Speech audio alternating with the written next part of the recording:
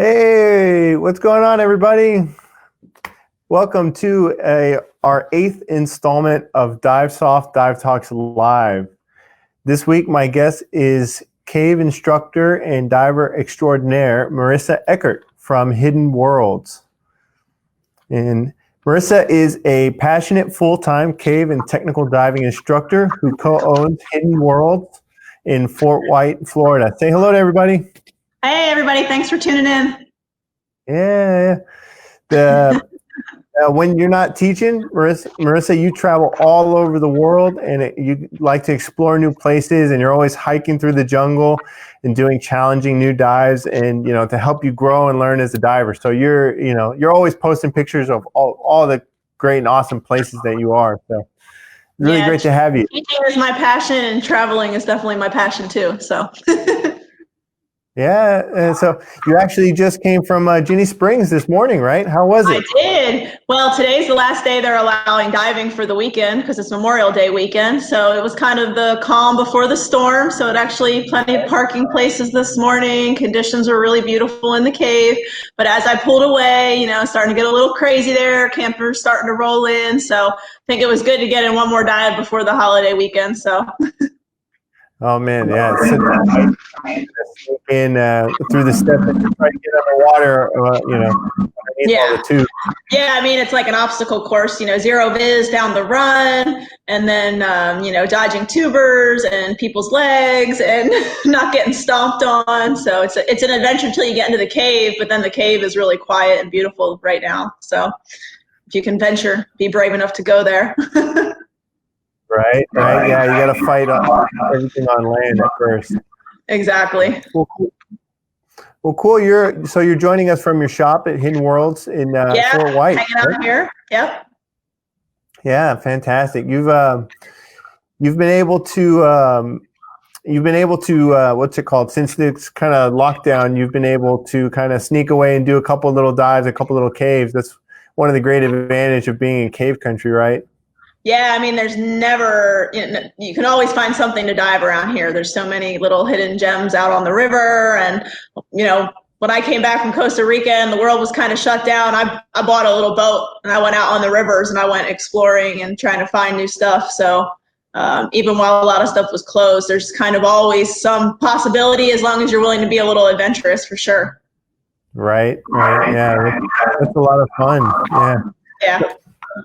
So how long have you been living in cave country? I've been here for just over 10 years now. Wow. The time flies, right? It really does. I mean, I remember just like yesterday, I was coming here to do my cavern class, and I just immediately fell in love with the place. I went home back to Pennsylvania, sold everything I had, and moved here a month later, and I've been here ever since, and I can't imagine really being anywhere else. It's amazing. Yeah. So tell us how you got started. Did you have family that was in diving, or how'd you get started in scuba diving?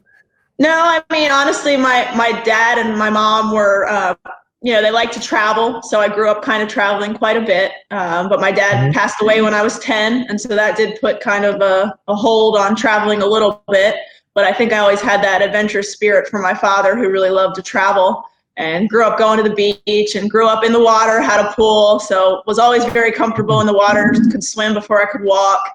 And then I always had the adventurous spirit wanting to travel, and I'd go to some of these, beautiful places with beautiful beaches, and I was curious what was down there, and I did a Discover Scuba actually on a vacation in the Maldives, and immediately I was hooked and was like, I want to teach scuba diving. I want to show everybody this. This is the most amazing thing ever. And then I came to Florida with a friend to do my cavern class with her because she needed a buddy. And I was sold. I came out of my cavern class and was like, I want to be a cave instructor. I want to show everybody that. That's amazing. And then photography has just been like another avenue to be able to show people the caves, people that, wouldn't necessarily want to venture in there otherwise. Now I can show them pictures, and hopefully they can appreciate and, see what we love and not think we're so crazy for doing what we do. Yeah, it looks like, I mean, it sounds like, you really fell in love with it, and then I tell people if they really want to make a life out of it, you got to go all in. Yeah, if you're you kind of do. 1 foot out, 1 foot in, it's hard to really commit to it because there's a lot of work, and then you get to a point where it starts kind of returning on that investment. Yeah, I mean, people think I just, travel and have a good time all the time, which I do, but I worked really hard to get to that point. I didn't always have the money to be able to do those kinds of things, and I still work really hard where other people might get weekends off. I might work 7 days straight for a month and a half straight, and then I might take a week off and travel somewhere.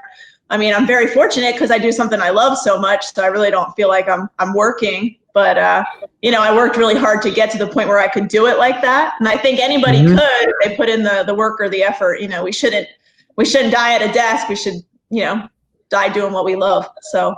Right.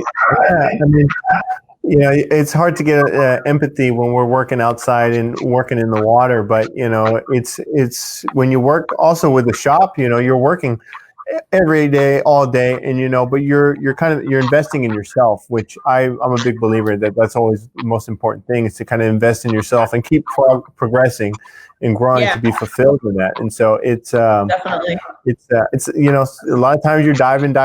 If you have some ear trouble, sometimes you got to push through. If you're teaching, if you're working for other people, diving for other people, so it's a lot of work. And if anyone that follows you on Facebook and Instagram, which I recommend everybody do, that they see you're putting in the time, you're putting in the pictures, you're getting the volume in there, that's for sure.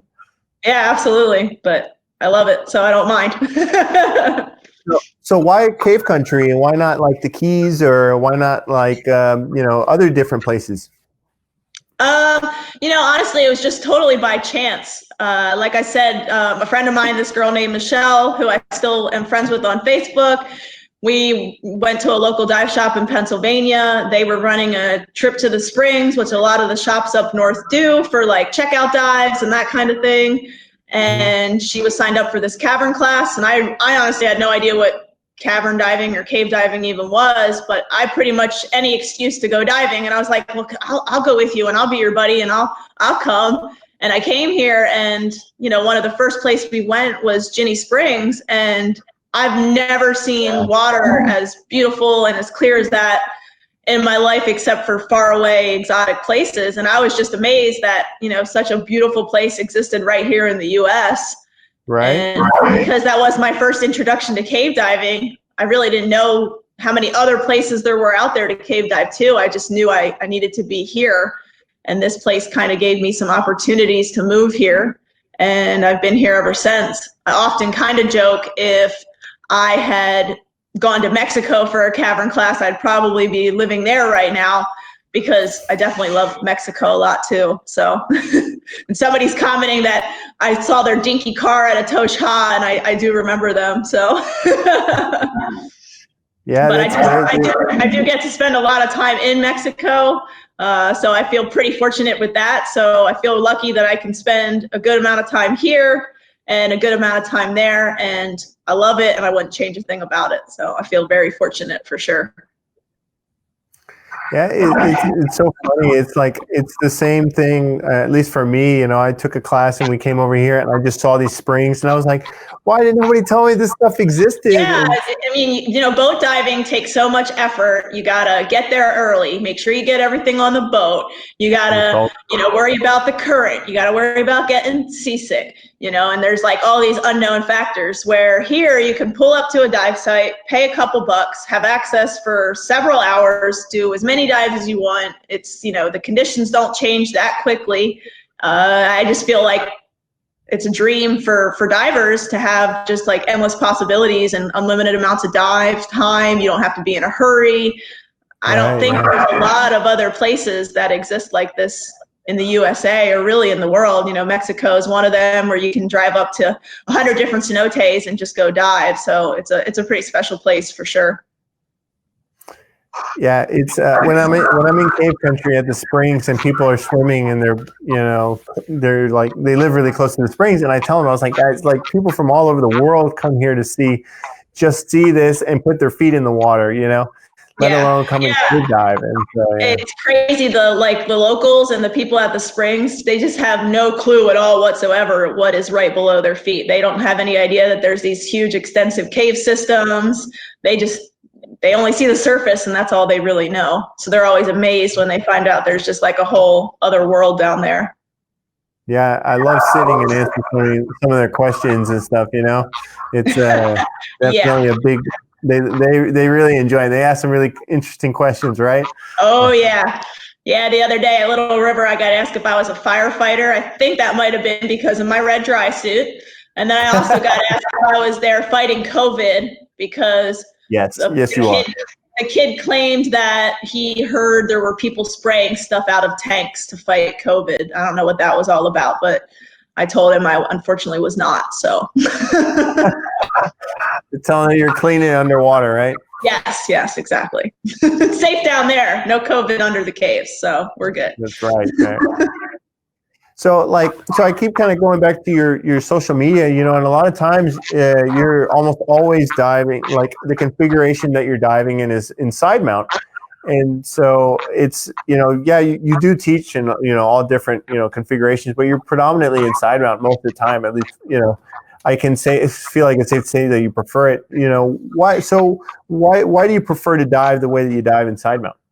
Yeah, I mean, honestly, I feel like everything is a tool, so I learned initially to cave dive in back mount doubles, and there are definitely some benefits there. It's a fairly standard Hogarthian setup. It's fairly easy to set everybody up in it, standard hose, lengths and routing, where side mount can be a little bit more challenging. But side mount is just super stable in the water, and I just feel very self-sufficient in side mount, where people are always worried about doing valve drills and being able to reach their valves in an emergency, or even just being able to tell if there's a leak behind you where it's actually coming from. Or anytime I've ever had like a hose fail or anything in side mount, it's very easy and obvious to tell which side it's coming from. You can quickly and easily isolate the issue. And if you keep your pressures fairly close, you're going to have more than enough gas in the other tank to get yourself out. Not only that, but as I progress as a diver, I find myself kind of, wanting to be a little more adventurous, wanting to hike a little further out in the jungle, dive off of like a little riverboat, go into some of the smaller passages that I started to see. And side mount just gives you that tool and that advantage that you can fit into smaller places and also be really self-sufficient, which I think is important as well. So that's kind of why I switched over to side mount predominantly for cave diving. I don't think there's anything wrong with back mount, and I think it can be a great tool. But personally for me, I just feel really safe and really self-sufficient and very confident and comfortable in side mount configuration. So. Oh yeah, definitely. And it's definitely like kind of a preference, and you really cater to the job. I know for me, I was diving side mount, almost exclusively at least in the caves. And then, I had a job where I had back mount doubles every day and was doing that for a couple of years. And it was just like, and then I kind of started getting back into diving back mount. But I always think everybody should be able to do all of them. And so, totally, everything's a tool, and depending on where you are, what type of diving you're doing, if you're diving off of a boat or if you're hiking out in the woods, I mean, all those things are just something you have to consider, and everything's a tool. And like this picture here, like you wouldn't be able to fit in that place in back mount doubles. Brian K. Cook would never be able to take you there. So it opens up certain places for you as a diver that you wouldn't otherwise be able to see. If I was doing a hot drop off a boat in the Keys, then maybe side mount wouldn't be the best tool, because it's a little harder to get all those tanks on and side mount on a boat and be able to jump off and immediately descend. So, everything's a tool, and you kind of have to decide what's more appropriate for the type of dive that you're doing. Not saying you can't dive side mount off a boat, because I have, but sometimes different tools make more sense, and there is advantages for sure. Yeah, and, side mount traveling it's a lot easier to get single aluminum 80s than it is to get big banded doubles. I teach my side mount students, like, you get 2 left valves, you get yoke, you get dim, pretty much whatever you get, you can make work in side mount. Where if you only dive doubles, you can't necessarily find a manifold and bands and everything and double up a set of tanks. So side mount is just so versatile and easy that you can kind of make it work anywhere in the world. Louis knows what's up. Side mount rock.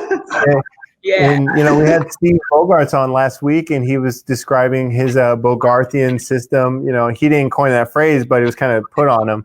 Yeah. And so, but yeah, there's a lot of different ways to interpret it and do it. And so it's almost like an art form, right? And so it's, you catered to the dive. And so, and then, so, and you also teach them rebreathers. Tell me about you kind of getting into rebreathers and how you kind of chose to go get into it. Yeah, so I lived here and dived here for several years before I ever dived a rebreather. And to me, initially, rebreathers seemed like a really scary thing. A lot of the fatalities we have now are rebreather related. So I was kind of hesitant initially to get into rebreathers. But then as I progressed and I did bigger dives, I saw the advantage to having a rebreather. But I think because I also took my time and waited several years and had several thousands of dives, that it was a really smooth and easy transition for me, where a lot of times you hear that, buoyancy is really challenging. You have to learn it all over again. I didn't really feel like that was the case. And I felt like that was true just because I became a really experienced diver first. And then they also have a lot of advantages for like photography and just, bigger, longer dives. So initially I got into, my first rebreather was actually the Sidekick, which was, side mount rebreather. And a lot of people kind of initially frowned on, having your first rebreather be a side mount rebreather. But I think if that's really what you want to dive, that's a choice you have to make. From there, I also learned the SF2, which I think is a really awesome unit. And then I also got the opportunity to really learn the guts of the rebreathers and how rebreathers actually function and work. And just seeing like overall how simple they actually are and how few parts they actually have, it was like, oh, there's really nothing to be scared of. These really aren't necessarily that complex. It's just there's less room for complacency. With open circuit, you have a known gas that never changes. With a rebreather, you kind of have a mixing stick on your back. So there's just certain things that you can't be complacent or lazy about. But I was a lot less scared once I kind of started to understand like how rebreathers were actually, how they actually function. And that definitely made me more excited to use them and then find ways to use them in the types of diving that I was doing. And, from there I started doing 8 and 10 hour dives with just, 6 or 7 hours of deco. And, to do that kind of dive on open circuit, your gas bill is just going to be ridiculous. Crazy. And your deco and everything's going to be ridiculous. And, this way I still have to carry a sufficient gas to get myself out of the cave and deco if I have an issue. But I fill those tanks once, and if I don't breathe them, then I can use them again and again. And, the last thing you want to do on a rebreather is bail out if you don't have to. So if everything goes as planned, you do your checks, you do your pre-dive, breathe, and you go through all those things, then you should never need to bail out. But if something goes wrong, you have the gas there if you need it. So then rebreathers really just became like a passion of mine, and I kind of fell in love with them and wanted to, compare and contrast different units, because just like back mount and side mount, different rebreathers have advantages to other units. Some have front mount and counter lungs, back mount, bellow style. Where you mount them affects the work of breathing. There's pros and cons. There's no perfect rebreather out there, and so you have to decide, ultimately what's most important to you when you're looking for a unit, and then kind of go from there. And that's what I usually teach people is figure out what's most important to you in a unit. And then you can kind of pinpoint what unit will work best for you. When I'm doing a really long dive and I have to carry 8 or 10 bottles, a side mount unit is not going to be ideal, because a side mount unit is just, you lose so much real estate with all the bottles and where to clip things. So if I can put a unit on my back, I can put huge, bailout bottles on my side, clip a bunch of stages, clip additional bottles off to my butt. You start adding a lot of helium to those bottles, they get floaty, and it gets a little bit more manageable. Diving off a boat, a back mount unit can be a lot easier a lot of the times. Where hiking out in the jungle, I'd much rather have a side mount rebreather all day long. So, pros and cons, just like everything else. That just gives me an excuse to own 7 of them. Right, yeah. So you teach on and then you own, right? Yeah, exactly. So, but what's your primary unit what unit would you say that is your primary unit? The one that I've probably been diving the most recently has been the side mount Liberty, and in back mount configuration has been the XCCR. Yeah. Because I do a lot of like I just was in Costa Rica diving off of a boat, so the XCCR was great for that. Doing some of the deep walls in Grand Cayman and Little Cayman last year was really easy to again dive off a boat with a back mount unit. So those were really great for those. And then I have had my side mount Liberty out in the jungle a bunch in Mexico, gaining a lot of time and hours there. And then it's a great unit because you just literally clip it on and you just go. So it's really quick and easy to put on once you get into the water. So you build it ahead of time, you do all your checks ahead of time, you get it out there, it clips on just like a tank, and it's really easy and quick to get on. And I like that it is completely self-sufficient. You're not using your bailout bottle as your dill or anything like that. It is completely redundant in itself, which is really cool for a side mount rebreather. Yeah, it's definitely, I mean, having the onboard dill and O2 is really, really handy. And it's just two clips and a mouthpiece, right? And so it's definitely in a good niche and where the side mount Liberty is too. And, diving off of a boat myself on side mount is kind of a pain. And so I would always dive in back mount, jumping off a boat. Yeah. Somebody asking the questions. Javier says, when am I bringing my rebreather to Galapagos? I actually did sign up to go to Galapagos next year with Pete Mesley. So I'm bringing my rebreather there. Oh, man. Yeah. I need to get down to the Galapagos. That's an incredible place. Yeah. Yeah, I'm super excited. I'm going to do that and Socorro. Just got back from Cocos. I'm trying to do all three. I'll let you know which has the most sharks. Yeah, just easy, common places, right here. So, yeah, you gotta check everywhere off the list. So, yeah, you recently got your back mount conversion kit too. So we need to start going diving and get some time on that. So you can try that out. How do you like that? Yeah, I like the way the heavy looks a lot. I'd definitely be interested in configuring that. That looks like a really cool setup. The light looks really awesome for travel. It's really cool that you can go to so many different configurations. Yeah, that's kind of been one of the biggest goals about the Liberty is to not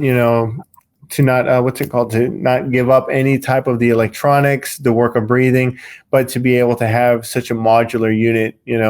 I know I was experimenting with we're kind of in the experimental phase of the heavy and developing it. And when I first looked at it, I was like, oh, this is kind of a mess, a long hose and a necklace and a loop and with a BOV.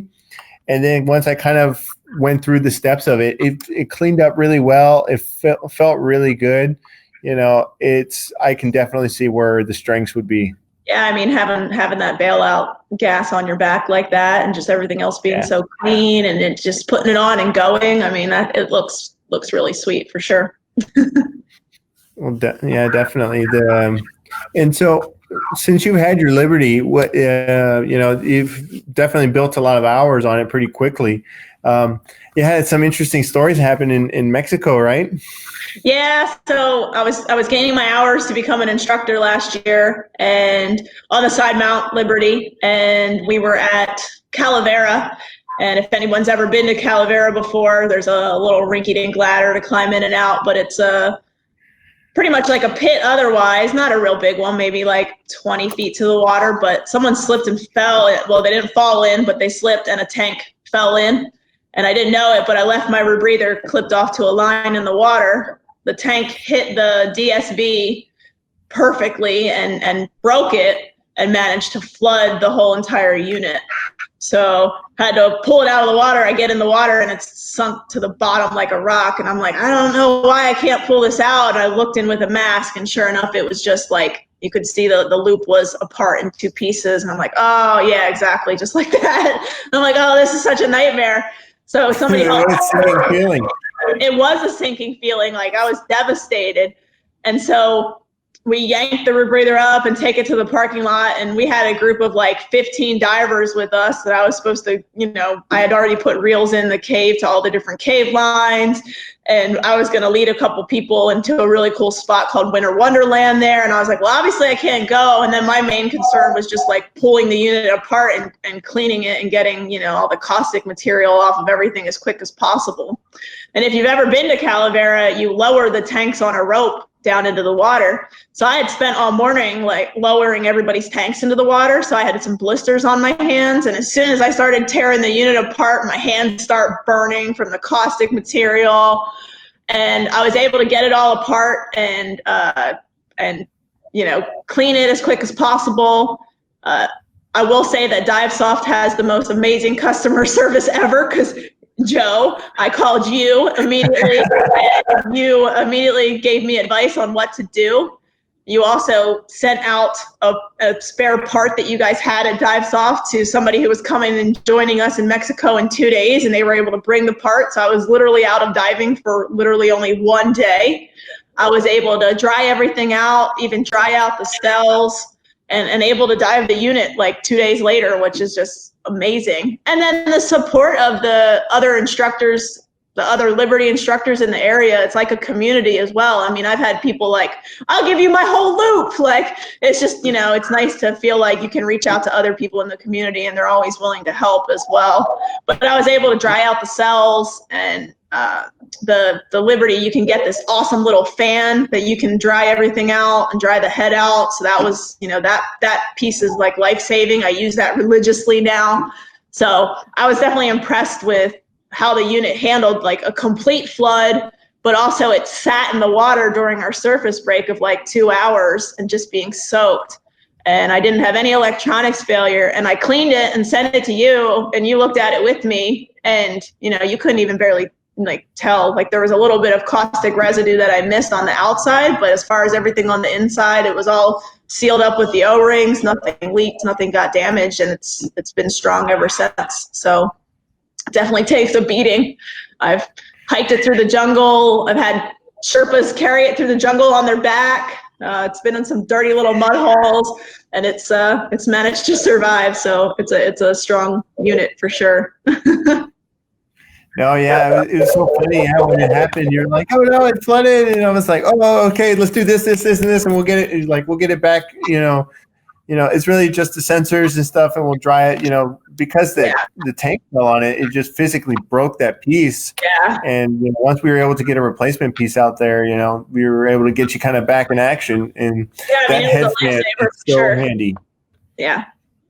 Yeah, and the unit's just, I mean, it looks like it could be really complex, but it's just so well thought out. Like, you guys have thought of everything with that unit. They're like every little detail. I mean, even when you get the unit, all the little caps that are on everything and the checklists, and I mean, it's beautifully done. Like, it's you can tell that Divesoft really cares when they send out products, like that. They should be proud to have their name on that, because you guys do a really good job.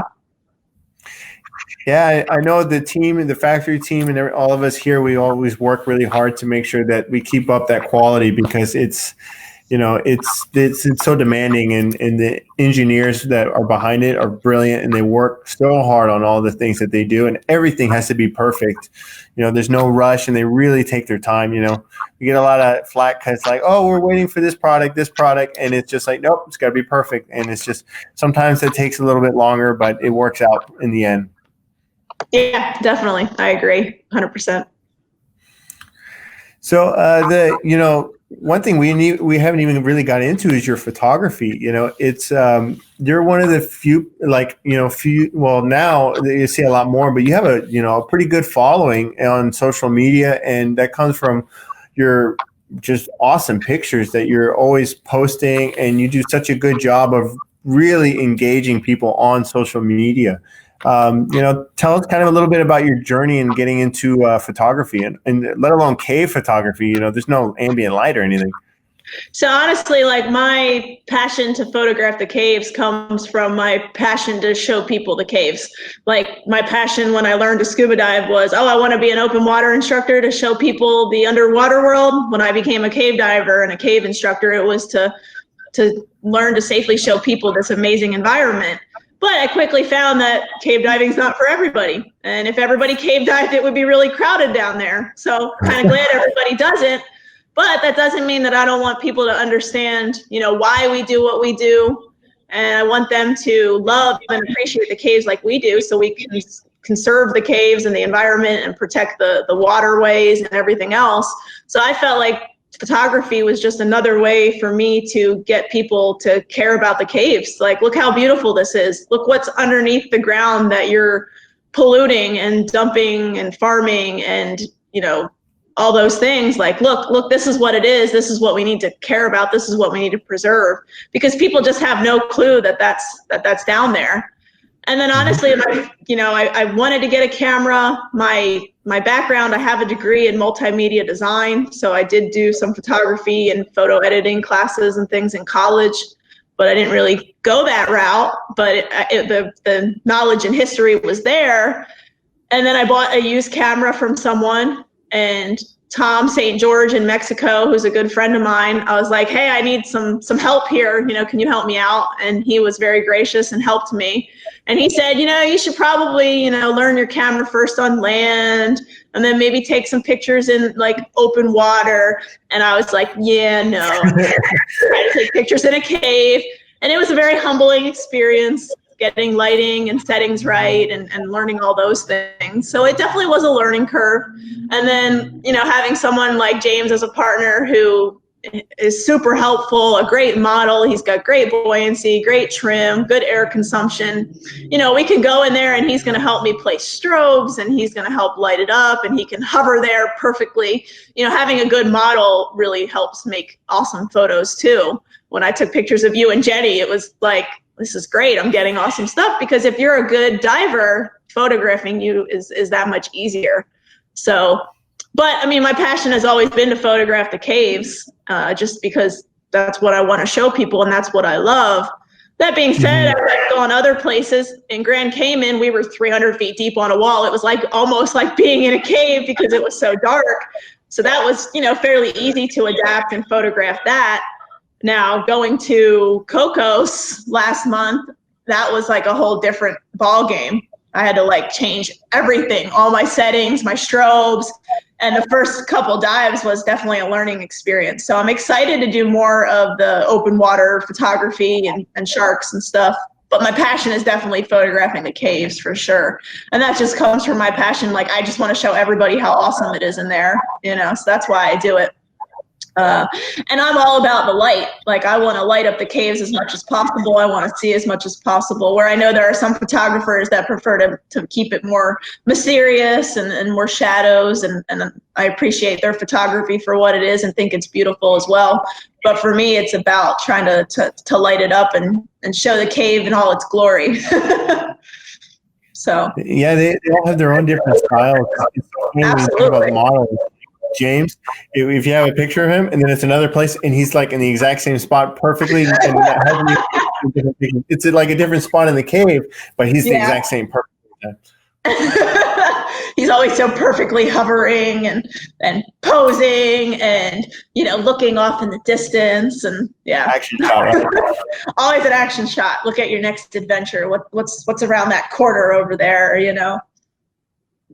Yeah, it's and I've never seen people staging shots in caves, and then I know that the first couple times I did it with you, I was just like, man, you just got to buzz all over in the cave, strobes, and I was like, man, a rebreather is such an incredible tool for this. Doing this in open circuit, brutal. You just burn into gas, birds.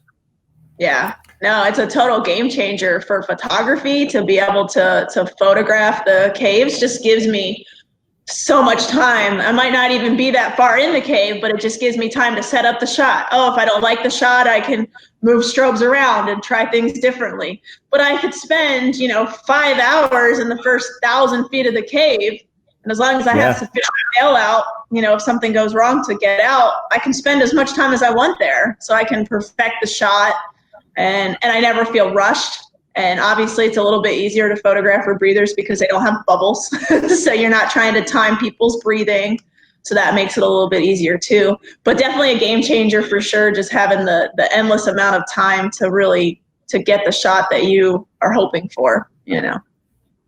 Yeah, it's an incredible tool. It definitely gives me appreciation for like older, like in the older days when everyone's doing it on open circuit, even when you're taking pictures in caves in open circuit, it's just like it's just a lot of work, a lot of planning, a lot of setup, so. Yeah, especially, diving side mount, you still have to think about switching regulators, making sure your tank pressures are close, not forgetting those kinds of things. And you go to Mexico and now you're in aluminum, so you got to remember to slide them forward so they don't get floaty. And, where's the line? Which way is the way out? There's a lot going on that you need to be aware of, or you could really get yourself in a very dangerous situation, which does happen sometimes with people with cameras. And I think that was another advantage for me, that I waited so long to do it, because I just felt more comfortable and confident as a diver, but also as a cave diver. I got familiar with the caves before I started photographing the caves. That's a big help, and like you say, it's a process. You take your time, and you don't want to burn and rush through things very quickly, and then but the technology, man, it helps. You can scooter to a spot, you can swim to a spot, and get there and take pictures. It's a struggle, like trying to pose and be still in, like, when you're facing the flow, you're just like, oh, don't move. But. Yeah, most of the time I put myself facing against the flow. I let the people that I'm photographing face into the flow, because that's so much easier. And I'm the one that struggles and tries to stay in place, because, ultimately, me as the photographer, who cares what I look like? But I want you guys to look the best you can when I'm photographing you. So if I can make you face into the flow, it's a little easier for you. So versus, like coming out at Ginny, if I'm photographing somebody, this, I'll just try to like rush ahead of you and just like slowly let you drift past me and try to, photograph as much as I can and hope for the best. So. Yeah, and your partner James, it's so good because he's a good cameraman too, and like he's a good model and good man. He's all star. Yeah, right? So that's and actually like me in that photo there. So every now and then I convince him to take the camera and take a shot of me, because I like to see myself occasionally too. So yeah, I mean, he's really been a huge asset in my photography, just helping set up the shots and everything. And he doesn't really have much of a desire to like figure out the camera settings and stuff. So I'll figure out all the settings, get the lighting right. He'll help place strobes, and then, I'll give him the camera and have him take a few shots of me sometimes, which is pretty cool. Yeah, that's really good. What's always the bane of the existence of a photographer is that you're always behind the camera, never in front of it. Yeah, definitely. But it's so fun. We got to get him to come say hi or jump on camera one day. So yeah, he would love that. He's out teaching a class right now. So so from your from teaching perspective.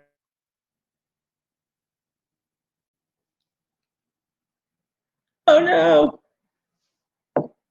We lost Joe.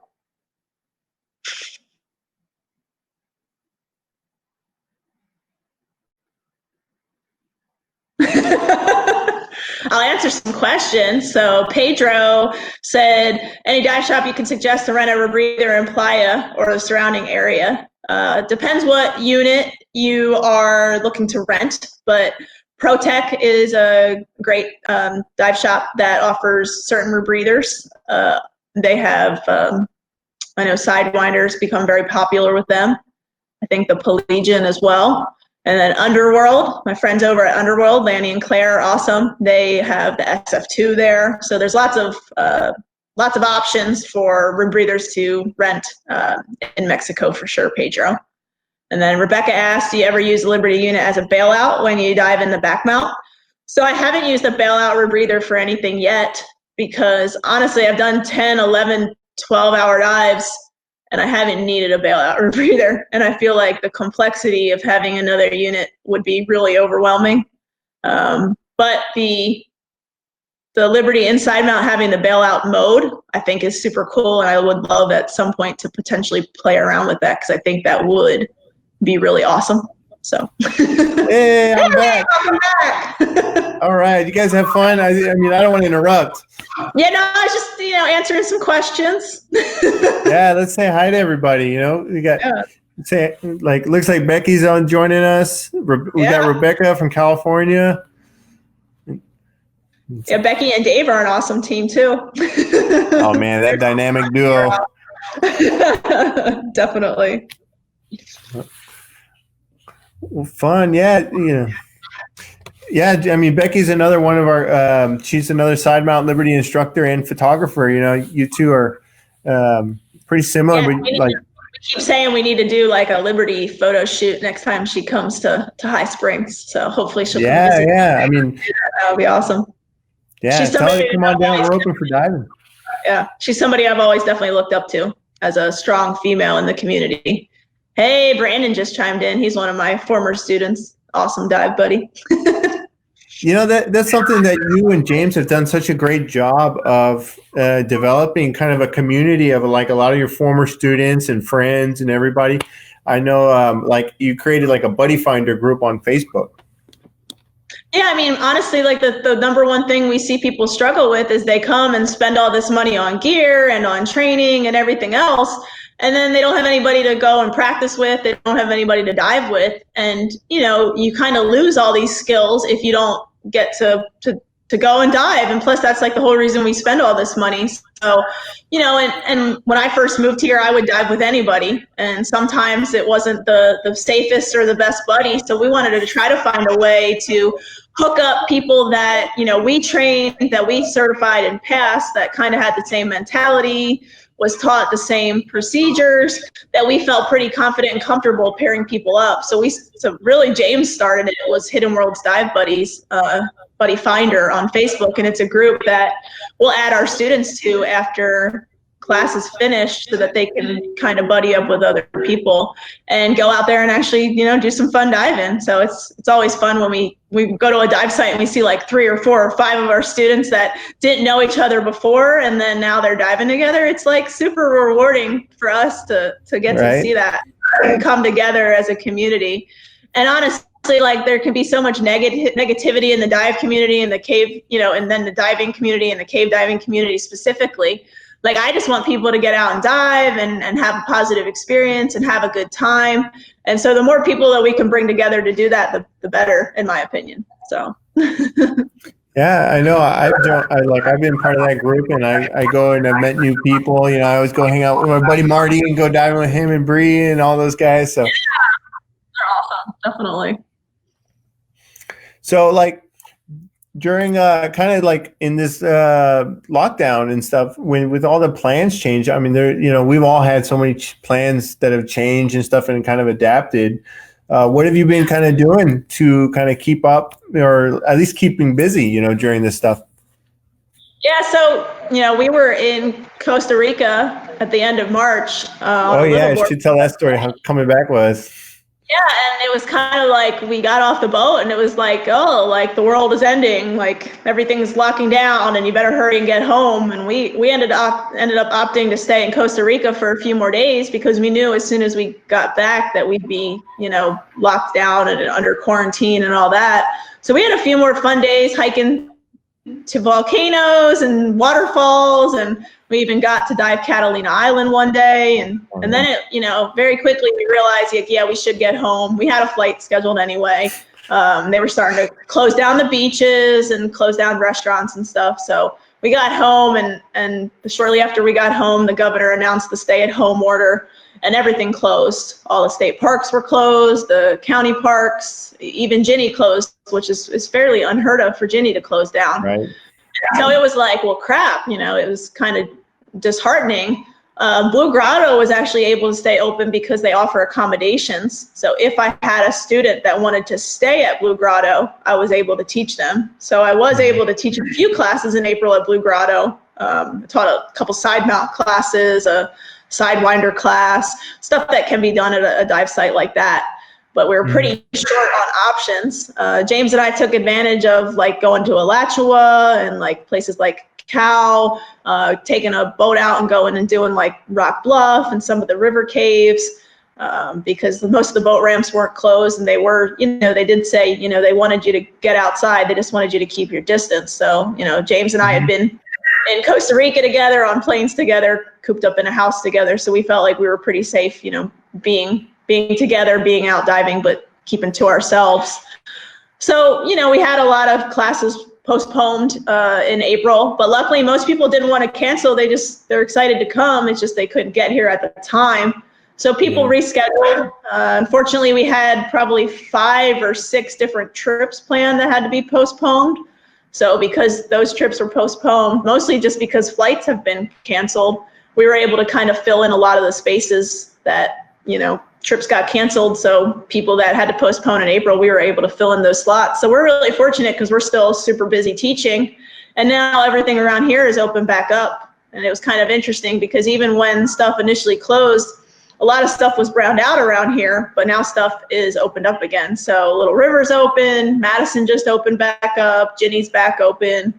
So all the state parks, county parks, they are limiting how many cars are allowed in there per day. So you do have to, be careful that you get there at a decent time. But for the most part, we're back into business, which I know is a little bit sooner for a lot of the people out there that just haven't been able to get in the water. And I really feel for them because even though I could get in the water in April, it wasn't as much as I would have liked, and it wasn't with my students, which is where I draw a lot of my passion from. So I definitely struggled in April a little bit with just, keeping positive with so many unknowns that are out there right now.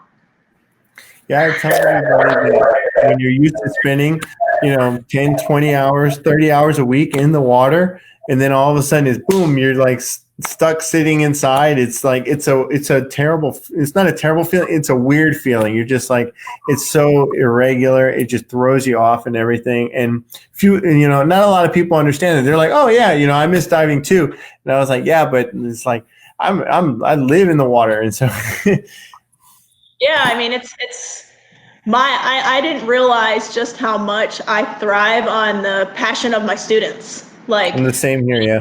The excitement on their faces, the joy of getting to show them a new environment, like that is what makes me tick. And like to not be able to do that for days on end, like it just, it definitely dragged me down a little bit. And then not having, I love to travel so much, not being able to plan trips and have things to be excited about and look forward to because everything was just getting canceled. It was challenging and it was hard. And obviously that's nothing compared to what other people are going through, but everybody has their own struggles right now with just kind of trying to accept what's going out there in the world is crazy. So just trying to make the most of each day and enjoy what I'm able to enjoy, and hopefully things will start to open back up and we'll be able to start traveling again and all that. So yeah. Yeah, like, it's other people are struggling worse than us, and we're, very fortunate that, like, I'm happy that the weather is nice here. It's, at least I can look outside and see sunshine and, but yeah, we're lucky we're not in a place that's snowing. For sure. Yeah, exactly. And so, and now we have, we're just trying to figure out the rest of the year and planning things, and, things have to change. But you did a really cool thing of like adapting, like you put out a calendar and even a book, right? Yeah. So I put out the calendar in January. I had a lot of people asking me, hey, have you ever done a calendar? And I hadn't. So I put out a calendar just to see if anybody was interested, and people were. So that was pretty cool. And then when I got back from Costa Rica and everything was being canceled and classes were being canceled and the stay-at-home order from the governor, I was kind of like, well, what am I going to do with this time? Plus also, that's a loss of income. So I was like, I'm going to put together a photography book. And, I should never be surprised, but like time and time again, this community comes together and supports the people in it. And it's always so humbling to see the people that think like that my photography is awesome. Cause like, I'm pretty proud of where I'm come, but there's so many people out there who I look up to and who I idolize and think like, wow. And then for somebody to spend money and buy a book of my photos, like that it honestly, like it humbles me and it means the world to me. And it just means so much that like, that people would even be interested in having my photos like on their coffee table. So it was really cool. Yeah. And it's just another way for them to show family and friends, like, this is what I love to do. And this is what it looks like down there, Exactly. I love showing all the pictures and then videos and photos and everybody's stuff. And it's a great tool for sharing this stuff. And that, that's why social media is so like, it's surprisingly I feel like it's connected us more, even though it's a lot of information. It does connect us more. We're able to do these live streams. We're able to talk, engage with the community, meet new people, even online. Yeah, 100%. At one time, you weren't allowed to do anything that seemed like promoting cave diving. Like, cave diving was dangerous and people didn't want to get other people into cave diving. And so you weren't allowed to promote yourself as a cave instructor or anything. And now it's a different mindset, so it's nice to be able to put out these images and these videos and be able to promote yourself a little bit as an instructor as well, but just also to promote the amazing, environment and everything as well. Yeah, it looks like there's a couple folks, and we were getting some cool questions that, talking about the, being a female and teaching in the community. In, sports, it's mostly, or at least in scuba diving, it's a lot of men in it. And so, I'm sure there are struggles that go along with that and whatnot. And so. Yeah, I have definitely felt that 100%. And there will be people in this community that will say that there isn't sexism anymore, and that, I even had somebody post something on Facebook that women are treated better because we can just post photos of ourselves half naked and that promotes ourselves. And obviously you can see I don't do that because most of mine I'm in a dry suit or a lovely wetsuit. So not. Yeah, we're pretty good at covering that.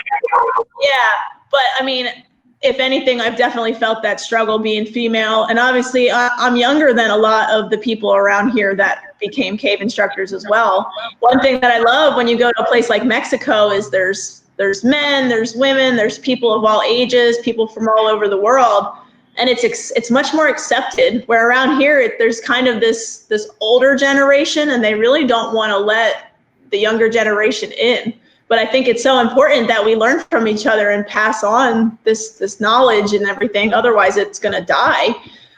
But I've never given up. Like, I've never let, if I'd have given up when somebody told me to, I'd have been moved back to Pennsylvania by now, because I was told to do that at one point by somebody around here, like, you should just pack up and leave. And I was like, nope, I'm not doing that. And anytime somebody tried to stop me, I just found a different route to go. And I wouldn't let somebody stop me from achieving my goals. And it's a daily struggle, and I don't always feel respected by some of the men in the community around here. But I know that I teach a solid cave class. I know that I teach my students to be safe thinking divers. And I know that when I certify somebody, I would trust them to dive with myself, with somebody I loved, and that they're smart thinking, safe cave divers. So I wouldn't certify somebody if I didn't think that they had any business being in a cave. So, I just follow the standards, go above and beyond the standards, and continue to produce good divers. And I think that my students, speak for my reputation, because I'm really proud of them. And you just kind of have to, not listen to the haters or the negativity. I just try to keep things as positive as possible. I try to stay out of the politics and the drama as much as possible. Try to remember why we're all here in the first place, which is our love for caves and for diving. And I wish that more people could do that and just, remember why we're here and focus on that.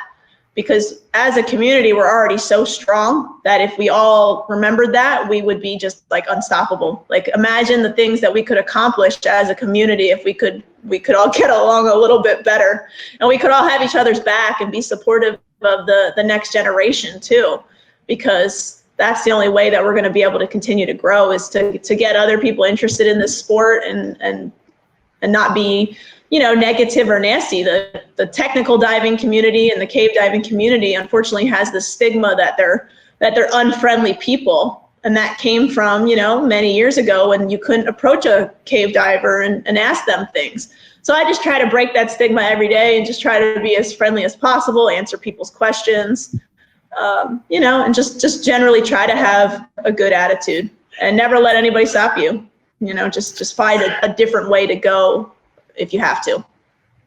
Yeah, I've experienced that stigma, like at least when I was going up through the ranks in diving and cave diving. I would never want to approach other cave divers and just like talk to them, engage them, and it was very, there were certain places that I didn't want to go because I was kind of worried about what they would think about me and whatnot. And, there are a lot of stigmas, and there's a lot of, there's egos in diving, just as like there are egos in so many other sports and whatnot. And I do think that there's a culture shift in at least trying to engage younger people, at least people in our age. I'm 32, and so I try to get younger people in diving, but it's pretty often, there's not a lot of people in our age when we go to these trade shows. A lot of them I'm usually the younger guys in the room. And so if you want a community to keep growing and keep going, it needs to, have a different appeal in that sense. And a lot of other agencies are being a good leader in that, and manufacturers and people,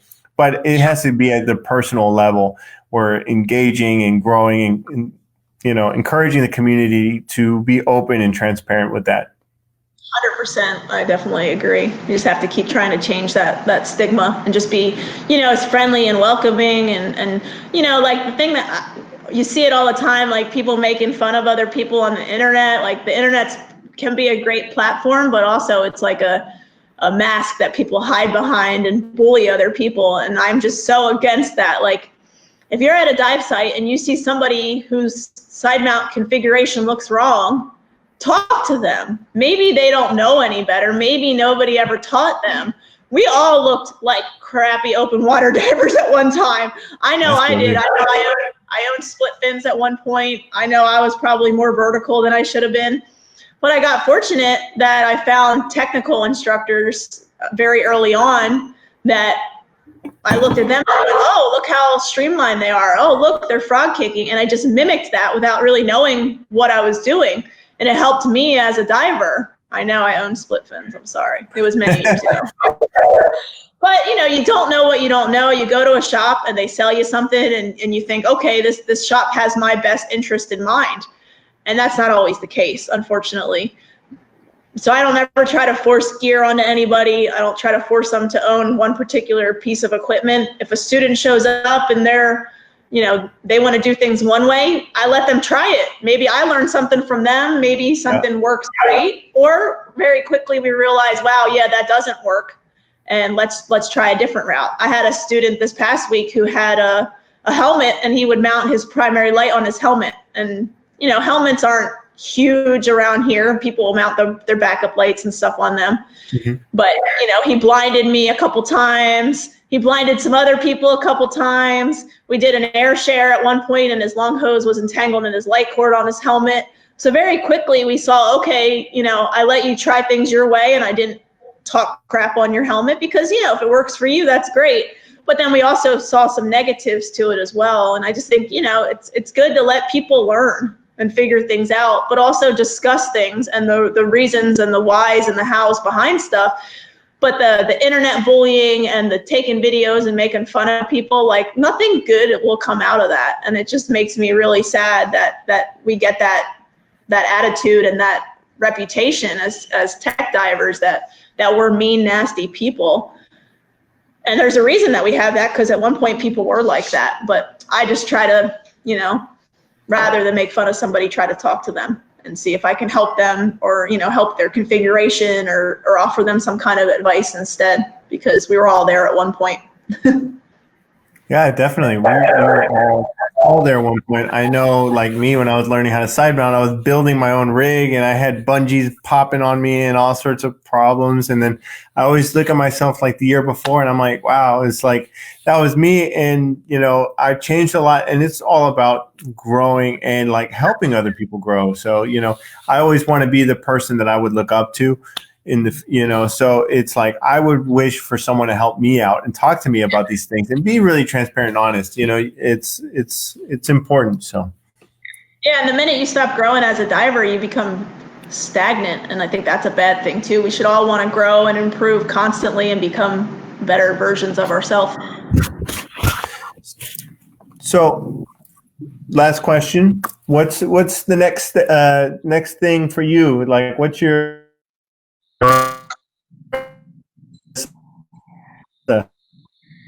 Uh-oh, I'm going to lose you again.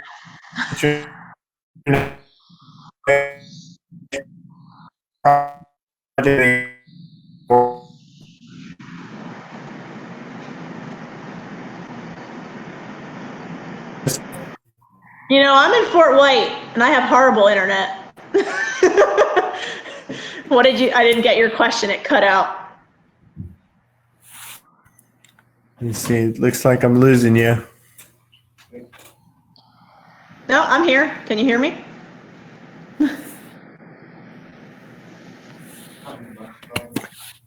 Okay, Marissa, can you hear me? Yeah, I can hear you. Yeah, okay, good. Now I got you back. Looks like we're having some technical difficulties. But so my last question before we kind of close it up. So what's the future hold for Marissa? What's the next project, next kind of thing you're trying to learn, develop, grow into in diving? I don't know, honestly. I mean, right now my focus is kind of one day at a time with the whole COVID thing and so many things being closed down. But, my big passion is to definitely do some more traveling, see new places out in the world. I'm really excited for like Tech Dive, which unfortunately got postponed. So I'm really looking forward to talking at that. That's kind of something that's been new within the last year or so, was getting an opportunity to get to start talking at some of these conferences. Like, I remember going there as a diver and looking up to those people. To now get asked to be one of those people is pretty cool. So I'm really looking forward to Tech Dive and talking there and being on a panel. I got asked to go to an international conference in Portugal for diving. And I'm going to do it like that. So I'm really looking forward to that. So that's kind of an opportunity for me to grow for sure, and get an opportunity to travel to different places in the world and kind of share what I've learned and kind of my photography and my traveling and all those things. So pretty exciting to get the opportunity to do that kind of stuff for sure. Right. That's really great. That's good to hear. I know it's a really cool thing to be invited to speak in these conferences, because, it's such a compliment to from the community to you and what, as a person, as a diver, and as an influencer. So, yeah, I guess you feel like, okay, I must be doing something right. Right. Well, cool. Well, thank you so much for joining us this week on, on our Dive Talks. We're going to definitely have to have you come on again, and we can, have some more chat and go on, because there's so many things we can talk about in your travel and your adventures. Show any of my videos I sent you. Yeah, but so thank you very much for joining us on the Divesoft Dive Talks. Be sure to tune in, and then follow Marissa on Instagram and check out her website, Hidden Worlds. And the website's actually dive-caves.com. Oh, okay. There you go. Yeah. But if you search Hidden Worlds, it'll pop up. Perfect. Well, great. Well, thank you very much, and thanks again. And I'll see you at the dive site soon, right, Marissa? Yeah, absolutely. Let me know when you're coming to town. Definitely. All right. Thanks. All right, have a good one. Thanks everybody for tuning in. Thanks for tuning in, everybody. Bye.